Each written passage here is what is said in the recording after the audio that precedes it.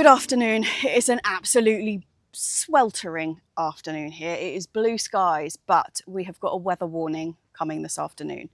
It's supposedly by like 9 o'clock tonight, the wind and the rain are going to have started. And then by 4 o'clock in the morning, we've got like danger to life thunderstorm threat, which will be exciting. But actually that's informing what I'm planning to do today, because we have had, as you know, outrageously good weather, but it has been so dry. And after this thunderstorm that's coming, we've actually got a week's worth of what looks like rain. Now, my forecast isn't as detailed enough to be able to tell me what kind of days they're going to be. I don't know whether it's going to be mostly sunny with like showers blowing over, or whether it is just going to be grey and wet and sort of cloudy for a whole week. But it does mean that I'm actually going to do some direct sowing, which is something that so far this year we've really avoided. We have been growing everything in sort of modules or in pots in the greenhouse or at home, and then transplanting them out, because at that point, like, their roots are going to be about this far down and you can get them into the ground, well watered, mulched over, and they've got a bit of a chance. When you're direct sowing, you can only get them in about this deep, unless it's a legume or something where you're going to plant them this deep. But generally you're sowing really shallow to the surface, and it's just been too dry. We can't be up here 24 hours a day to keep them watered. So it's been something we've avoided, but this coming week is looking really, really good. So it is chimney rapa time. I don't know what's happening here.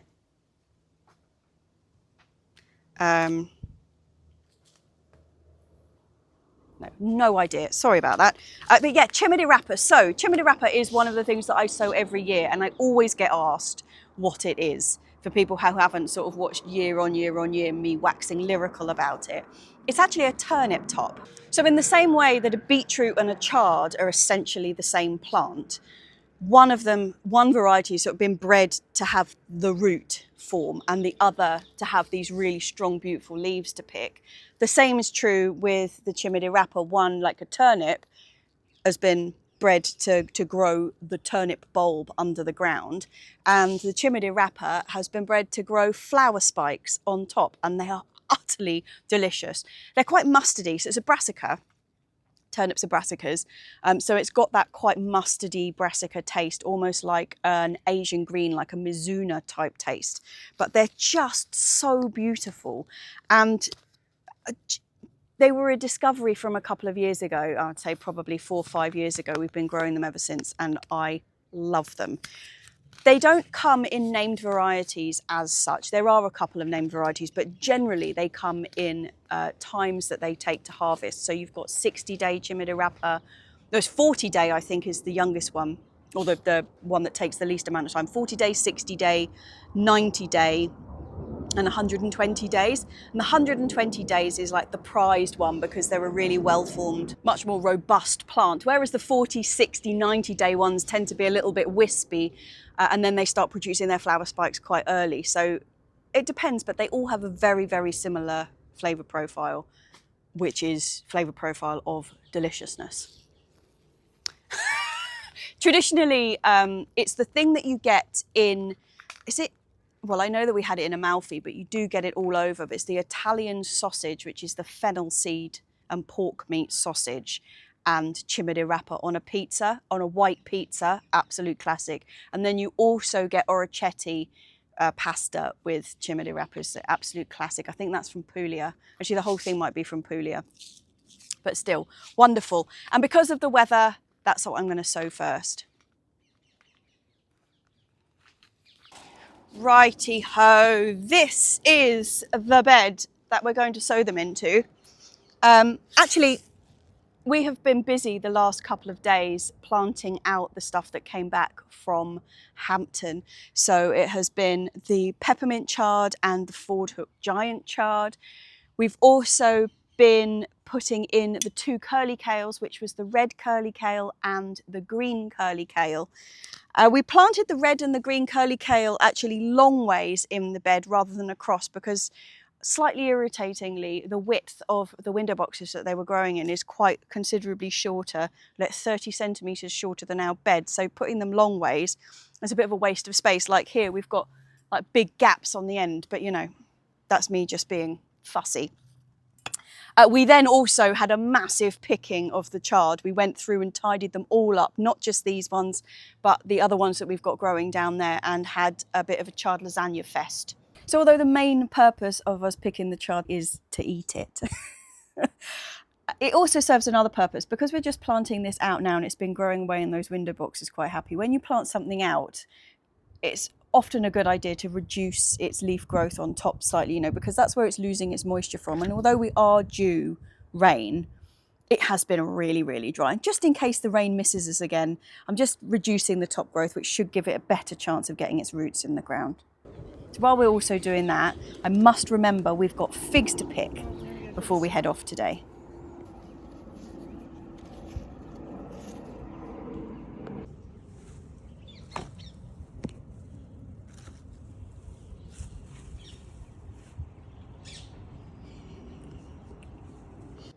So that was excellent. But yeah, this is the other half of this bed is where I'm going to sow the chimney rapa. Now I've got 3 varieties at hand here, which is quite a good spread. It's the 60, 90 and 120 day varieties. And I am going to do a little bit of an experiment. So a bit like when we do multi-sown beetroot, the theory is that you sow, say, 4 or 5 beetroot seeds in a cell, you know, a decent sized cell, and then they all come up. And when you plant them out, you don't separate them. You just plonk them in as they are. And say there's 4 beetroot plants that actually establish in that small space. The dominant one will grow its beetroot first, and then you can actually harvest that without disturbing the other 3. And once you've taken that one out, the next most dominant one will do its thing until it's kind of worked its way down the system until you've had all 4 beetroot come to a decent size. These are not going to be beetroot this sort of size. They're going to be small golf ball ones, but that's all we want. There's a couple of advantages to doing it that way, is that in the same row, you've got almost like a succession sowing. So not everything's going to be ready at the same time. And you've got an extended harvesting period from one row of vegetables. I'm hoping to do something similar with this. Because we've got the 60, 90, 120, I'm actually going to mix all the seed together and sow it, broadcast it across this area. So what I'm envisioning happening is that all 3 varieties will germinate at the same time. So they'll all come up, so it'll look quite busy. But as they mature, they'll all grow up. The 60 days will be the first to flower, so I'll start harvesting them. It's quite clear, obviously, which ones need harvesting because they produce a flower spike. So it'll take all the guesswork out of it. It's not like I'm waiting for something under the ground that I'm not going to know about. They're clear and obvious. So I'll harvest them. They'll do their flush of flowers that I'm going to pick. Then those plants will be over. So I'll cut them down, take them out, whatnot, and then I'll have slightly fewer in here. Then the 90 days will do the same. Once they're finished, by the end, I'll just have a bed of the 120s for them to really fatten up and get big and beautiful, and then we'll have the 120s. So that's what I'm planning to do, rather than do 3 separate sowings of them. That is my plan. But it's a complete gamble. I don't know if my theory is going to work. I'm just going to put a little mix of all 3 in here.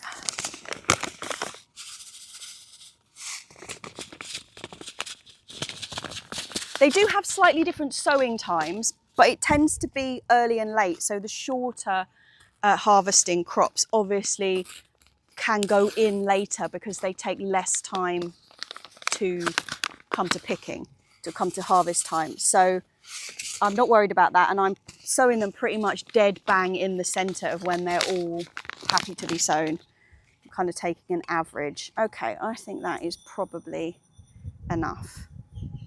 Like I say, I'm going to broadcast these just straight onto the surface. We have actually had quite a lot of success with self-seeded chimney rapa. When we've let it go to seed at the end of the season, it's come up really pretty good. So I'm happy that as a scatter sown crop, it's going to be perfectly happy. It's also handily quite an identifiable seedling. So one of the, I'd say probably downsides of scatter sowing is that you don't have that neat row of your germinated seedlings, so you can tell the difference between them and the weeds kind of growing up around it, because there will be plenty of weeds once this rain hits, I'm telling you. It's been a gloriously fairly weed-free season so far because of the lack of rain, but I've got a feeling they're all just sitting in there waiting to go the moment this rain hits. But yeah, because these are a really identifiable seedling, you know what brassica seedlings are like? They're quite easily pick-outable. I would normally use my little child's rake in this situation, which is literally just a rake, but it's only about this long and about that wide. It came from a kid's child set.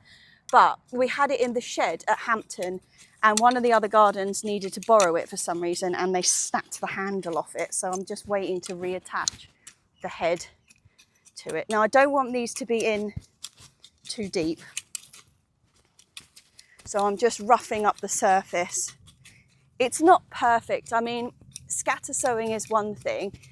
If I was sowing these in a less haphazard fashion, what I would probably do is flatten out this bed completely so it was in a really kind of good order rather than lumpy bumpy like it is. And then once I'd scatter sown, I would sieve soil on top of it. But I'm not really in that frame of mind. I'm in a more slap it in frame of mind at the moment.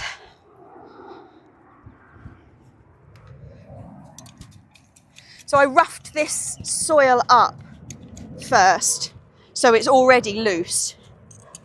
So I'm not having to really put much effort in to jizzing it back up again. Something when you're scatter sowing, once you're trying to cover it up, don't do like backwards and forwards motion raking over the top of it, because you'll essentially rake all the seeds to one side. You want to just kind of like, so that the seeds kind of fall into the crevices that you're creating. Right, boys and girls, that is that. Now I've just got to give it a really good water, and then over the next week or so when we've got rain, hopefully we have a little carpet of Chimida rapa coming up here.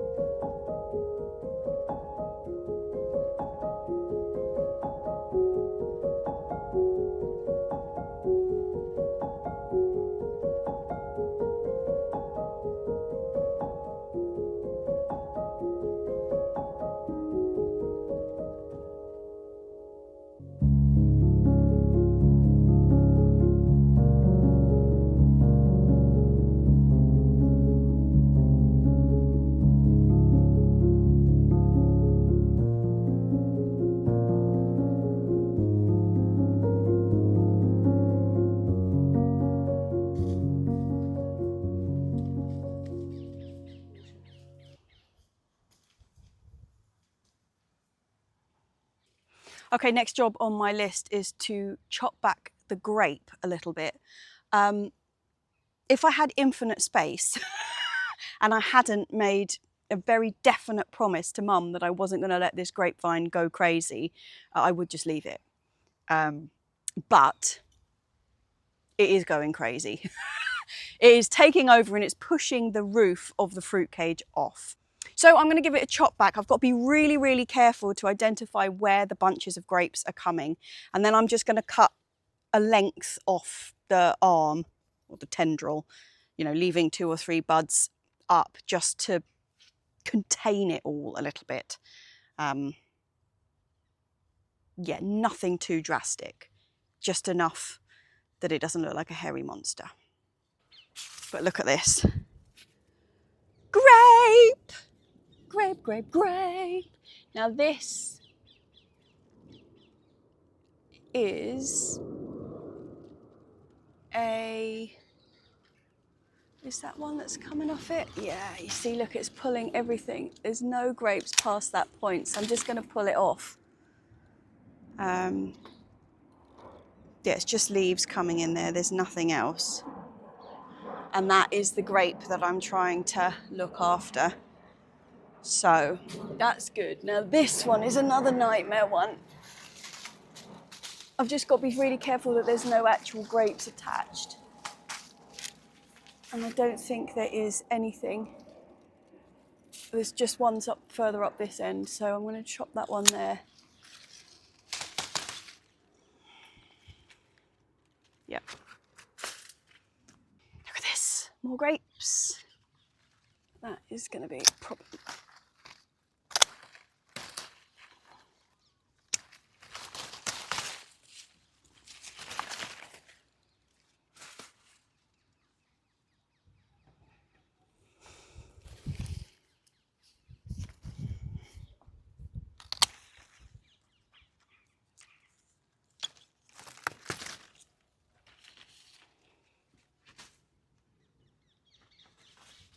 Oh, there's so many.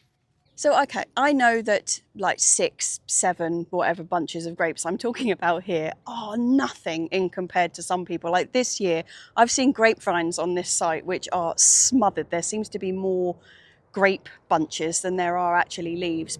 But our grapevine isn't very old. And hopefully in a few years' time, it will be producing masses every year. But at the moment, this is still very exciting. As you can see, it has somewhat escaped its agreed boundaries.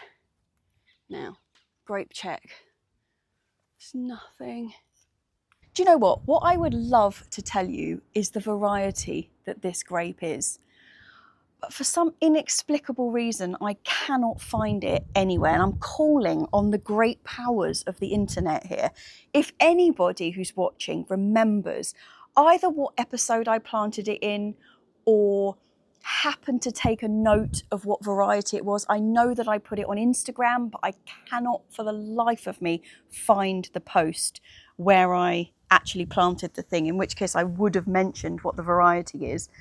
I just can't find it. So if you know, if you remember what this variety of grape was called, please get in touch. Either leave a comment underneath or email me directly or send me the link of the video that I did it in, because I cannot find it.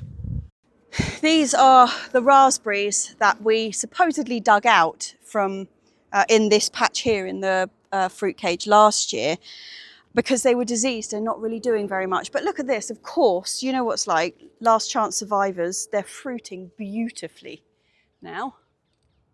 Okay, that one can come off. That one can come off. This is not a tidy prune. I will be doing a proper prune on this, obviously, at the end of the season. This is just to live up to my agreement with Mum. And also to take a chance to have a look at all the grapes that are coming, which is so exciting. There's nothing up there. Come on, tippy toes. There we go. No grape. No grape. Too short. Too short, Jessie. So yeah, around here in the back, look at them all. Grapey, grapey, grapey, grape, grapey, grapey, grape, grapeys. Where are they? In there. Oh, I'm not kidding. Having a grapevine is something I've wanted for absolutely ages. Johanna has one that grows over her sort of like pergola thing at the back of the house. And I just love it. But hers are white grapes. Really, really nice, but they've got seeds in them. And this one, we didn't get any last year, like I say, but the year before we had a surprise bunch of grapes just at the back here. So like this is looking, so behind me is out into the wilderness. It's not our allotment anymore. But it was just hanging on this side. And when we found them, it was just like, I can't even tell you the joy. They tasted so good. They were so sweet and they were like a pink blush. Actually, if I can find the picture of me looking incredibly pleased with myself, I'll put it up here, because they were probably the finest tasting grapes I've ever tasted. Not just because the grapes were good, but because they were mine. They were my grapes. This year I've got at least 6 bunches, I think. So Mum has just sown some snowball turnips in this row here, as you've just seen. We've been after the Tokyo Cross turnip, which is another white turnip that we grew, was it last year? I think it was last year, because we had all the badger trouble. They kept getting dug up, but they were such beautiful turnips. But I'm really trying not to buy excessive seed when I've already got something. I'm just trying to use up what we've got. And we've got tons and tons of snowball turnips. So we're going for snowball turnips. Next year, it will be Tokyo Cross. And I've got a little space on the end here, and I'm going to put some purslane in. Again, it's not something that I've grown before, but one of the guys who was helping out at Hampton, a bloke called James, we were looking on his plot. In fact, we got the medlar tree that was in the show from his plot, and he had this cropping up all over the plot, and he said he never actually sowed the damn thing.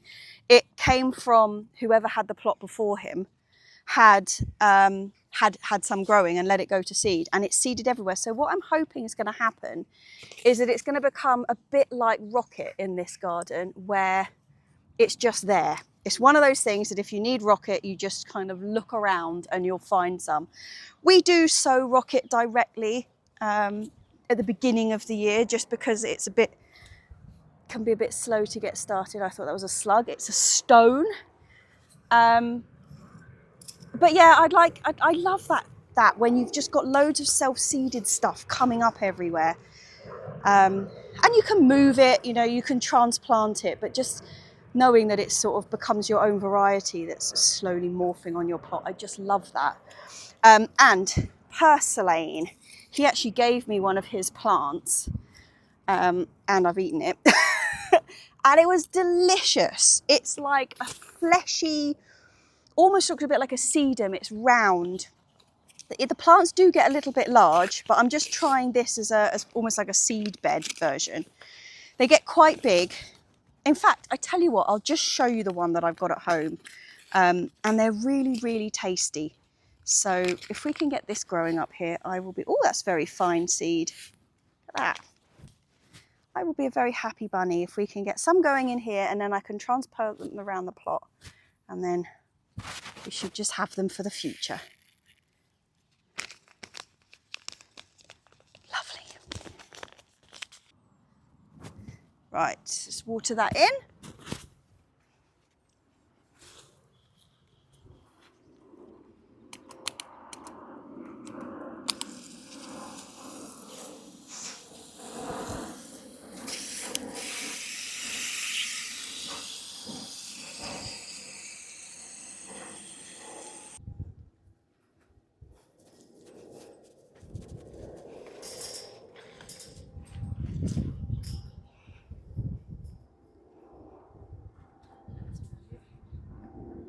You can take the top.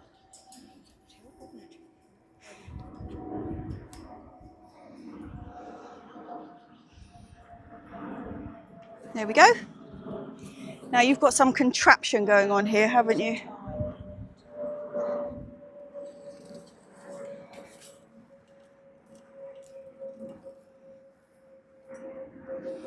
I will take this up to the compost.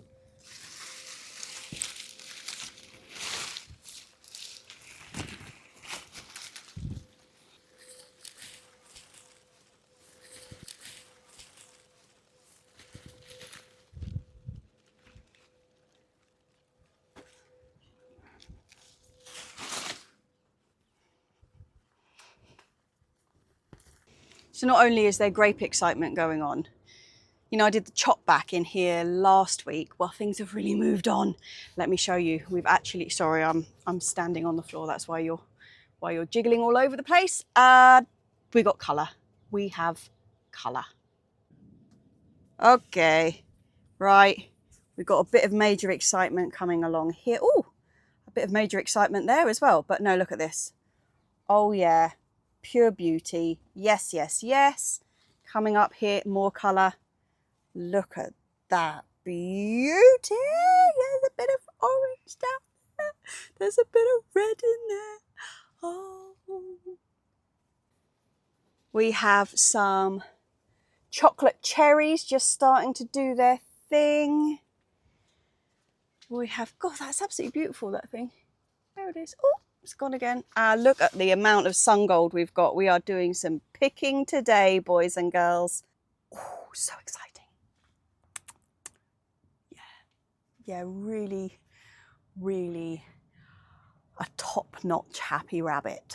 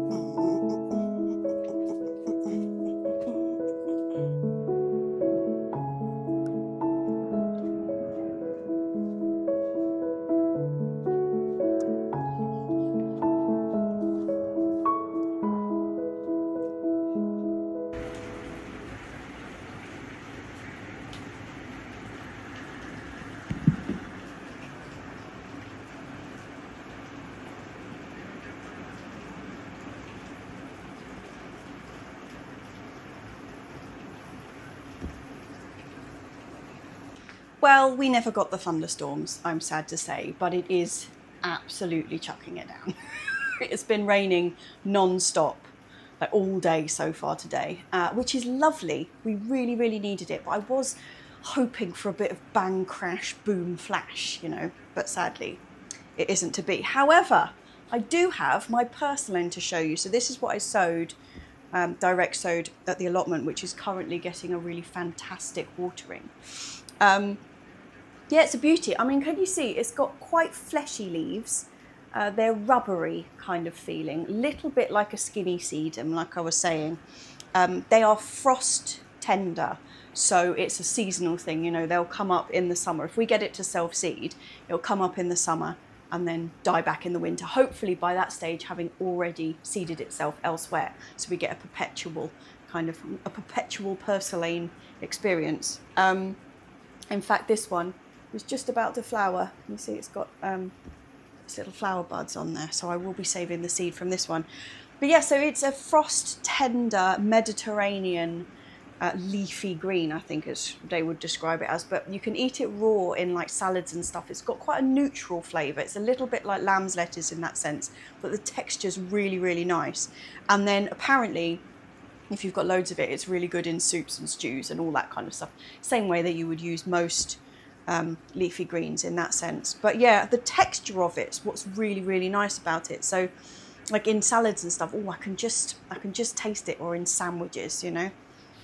Absolutely beautiful. Yeah, so hopefully next year, chaps, we're going to have loads of this cropping up everywhere. Just have a bit.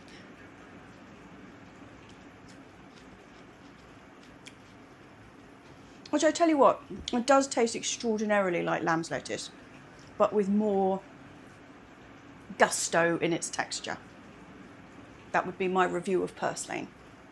And actually, while we're on the subject of fleshy, one sec. So this is the Cuban oregano that I bought at Hampton. What beautiful little thing is that? It's really, really furry, and again, really like chunky, fleshy leaves. What a beautiful flavour though. This also is not frost hardy, but it is a perennial, whereas that's an annual. It'll just go over each year. This, if we can keep it alive, it has to be treated as a house plant during the winter. I love it. It's an absolute beauty. I'm going to try and get it to go in a nice big pot. but its flavour is. So initially, that smell is really, really strong oregano-y. It's like a slightly citrus oregano. Really crunchy. And then it is like oregano, but yeah, with like a lime zest. Oregano and lime zest, crunchy taste, I would say. I think it's such a beautiful little plant. Look how lovely the underside of the leaves are. Isn't that beautiful? It does say that it will get to 40 centimetres tall if you let it. So that's pretty good. Bit of a sizable house plant though, but really, oh, in fact, you know, the flavour's staying with me. It's really delicious actually. It's not something I'd ever seen before, so I'm really chuffed to have got one of these. Probably my favourite purchase from Hampton. Wonderful. I'm getting really into these fleshy leaf things, apart from the Malabar spinach, obviously. Still not entirely recovered from that. But yeah, hopefully, chaps, at some point, this rain is going to stop and we'll be back at the allotment. Hello.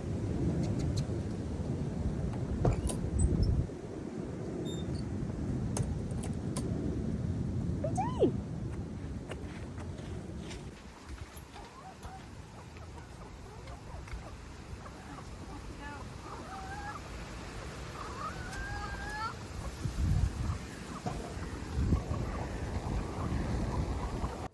And just like that, the sunshine is back out again. Has been a little bit blowover today, to be honest, but we're all right at the moment. And we're actually up here to dig up some potatoes. So I don't know if you remember, we got 4 full beds of potatoes this year, which was 2 beds of the main crop, which are still in doing their thing. We've taken 1 whole bed out of the first earlies, which was the Caledonian Pearl, and we're marching through the Red Duke of York at a rate of knots.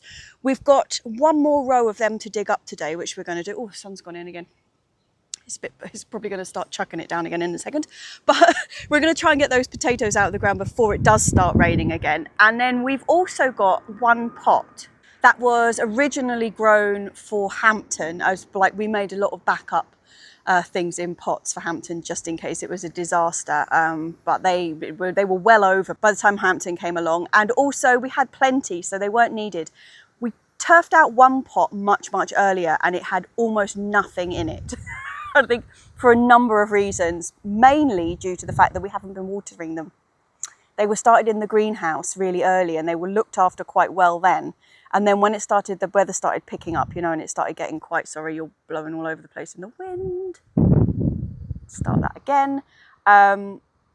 Yeah, when the weather started heating up, we dragged them out of the greenhouse because it was just too hot in there for them. And then possibly may have forgotten about them and didn't do a great deal of watering. So yeah, we've got 1 pot of those to turf out. But yeah, okay, so we are on a potato mission. Okay. So we've got a couple of ones that have obviously been dug up accidentally, so I'll just put them over there for a minute. And this is coming out.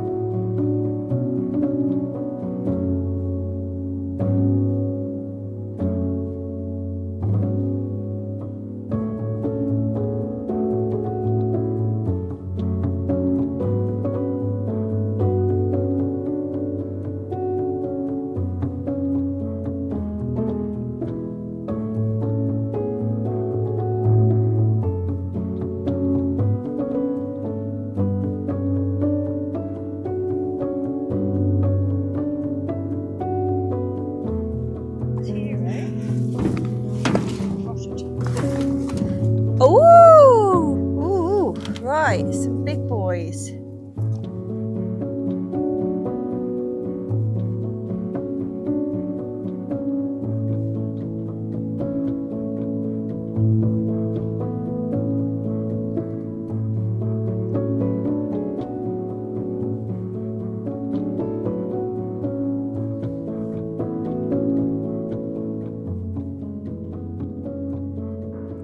So pretty pleased with that. This is from the 3 plants in the bed, which admittedly, having had very, very little water for the whole season as well, I'm really chuffed with the size of some of these. Really nice potatoes.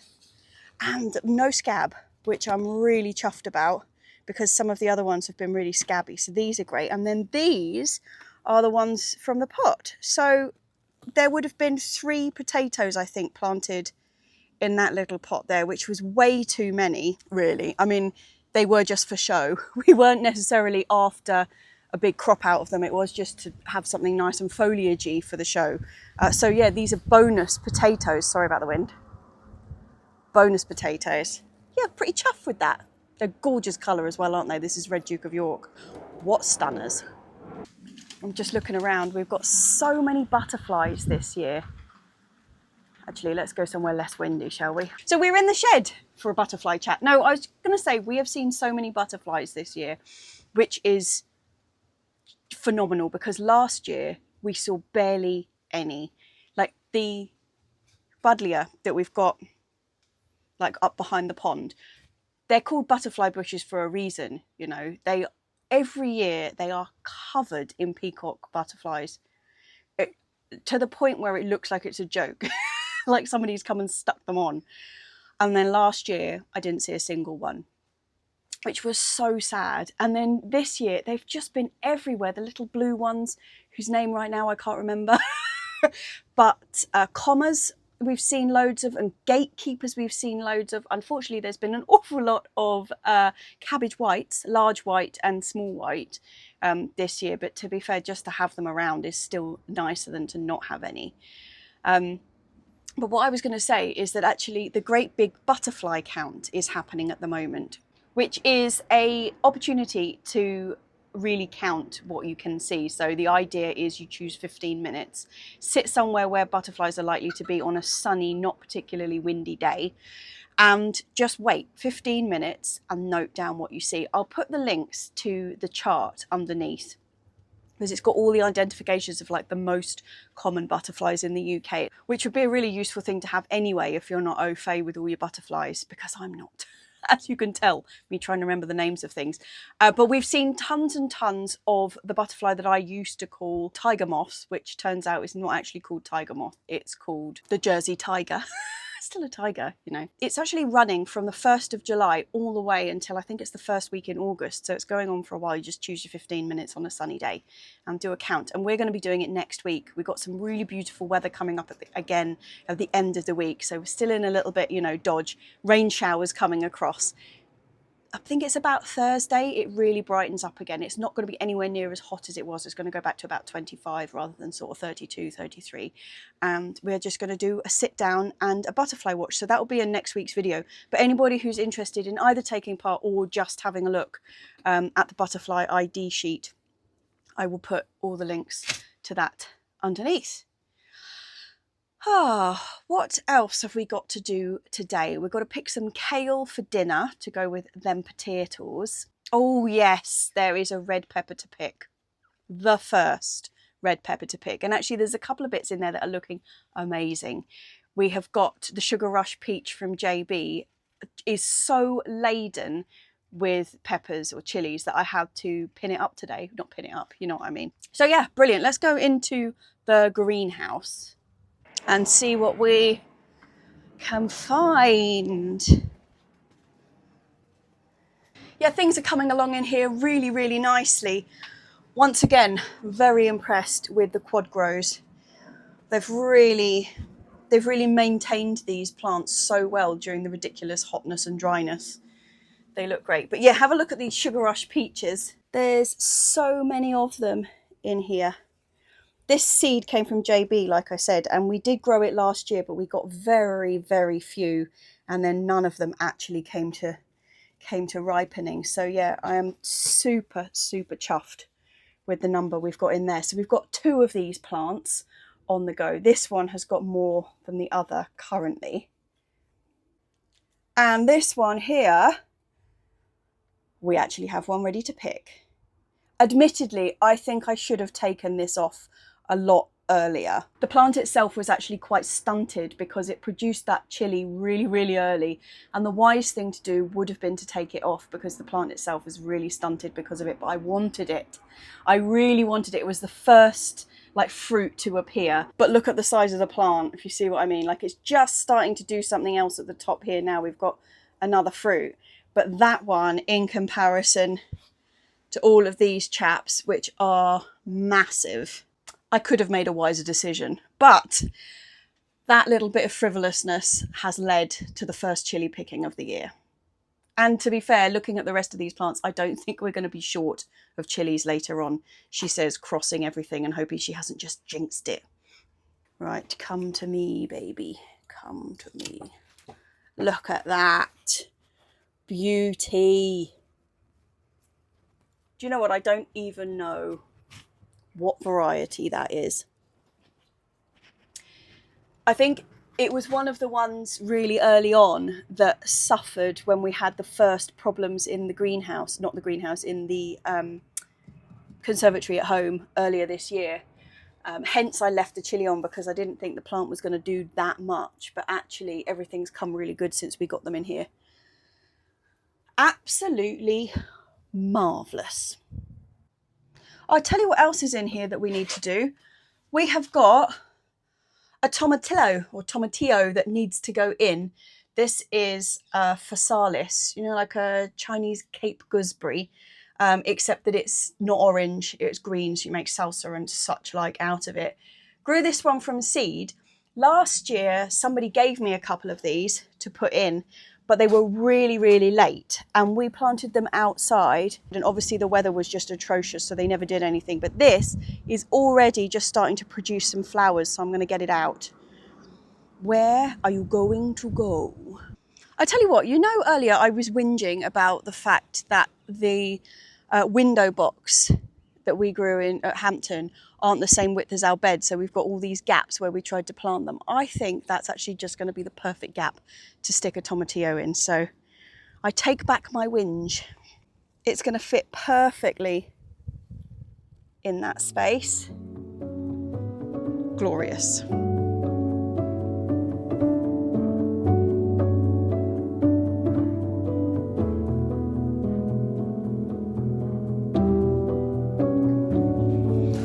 Then the last thing that I'm going to do today is, again, a little bit of an experiment. I'm actually, oh, where are they? There we go. I'm actually going to sow some courgettes. I don't know what it is. I think it's because the stuff that we had to grow earlier in the year was so constrained by needing to be ready at a particular time, and it needed to look great, and it needed to be this, all that kind of stuff, and there was a lot of pressure on it, that actually I feel a bit sort of footloose and fancy free at the moment. And looking on the back of the seed packets, these are the Frankie's seeds. It says you can plant courgette seeds or sow courgette seeds all the way up until the beginning of August, and I think I'm just going to have a go. It's not that we're short on courgettes, but I feel like a bit of an experiment. I'm only going to plant one of each, or sow one of each, because otherwise we really will be inundated later on in the year. But what normally happens with our courgettes, and I guess this is with everybody's, is that you have the early ones. So we sow ours about April time, generally. Sometimes the end of March if I'm a little keen. But this year it was April. And they go out, they suffer a little bit, you know, they sulk in the ground a bit, and then they get going and they get these big, beautiful plants. They fire out courgettes at the rate of knots. But if we're having a hot summer, or a particularly warm summer like this is turning out to be, they tend to really peter out quite early. Like, they get really sad, they get a lot of mildew and that kind of thing, and then the plants tend to fade off earlier than if they were in a cooler year. And a couple of years ago, when was it? It would have been 3 years ago, maybe even 4 years ago, I can't remember. But we'd had our list of courgettes that we wanted to grow, which included 2 patty pans. I think it was Bennington's Green Tint and Sunburst, whatever, you know, the little yellow one. Anyway, and we couldn't get hold of the seed. And I think it might have been during the COVID rush, you know, when everybody went mad for seed. And we just couldn't get any, and we didn't end up getting any until about this time, or it may have been the very end of June. So we just sowed them then on the off chance. And it was so good because as our courgettes faded over and really kind of got tired out, having produced so many courgettes for the season, we had this new beautiful flush of putty pans coming up. And the plants looked absolutely fantastic, and they kind of tied over really nicely. And we had them going all the way until the very, very end dregs of summer. So that's what we're going to do. I don't have any patty pan seed, and we sort of went off patty pans because we were overloaded. But I'm going to put in 1 and 1, so which is the 2 Frankie's ones that we grew this year, which is very imaginatively named Stripy Italian and Green Italian. Just let's stick them in. Let's see what happens. Let's see what happens.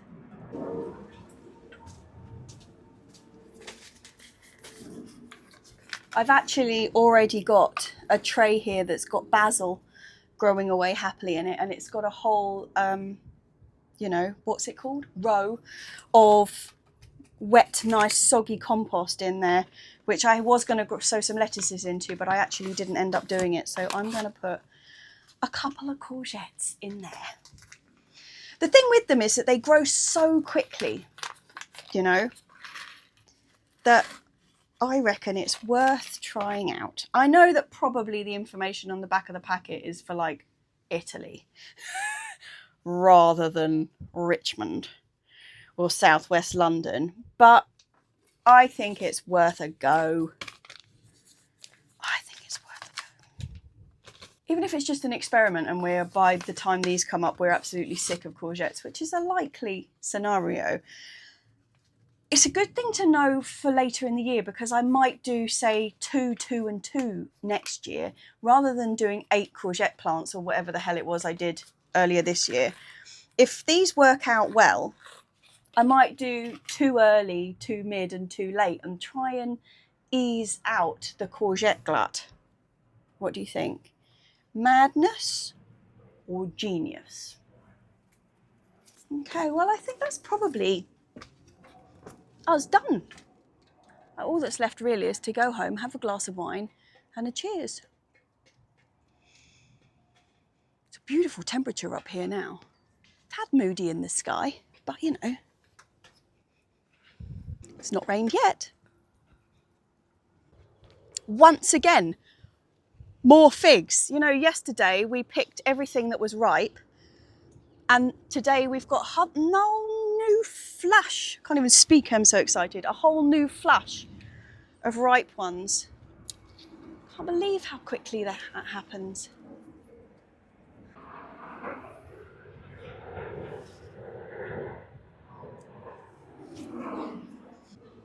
No?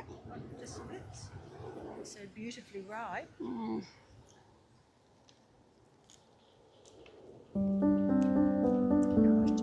So good. Absolutely delicious.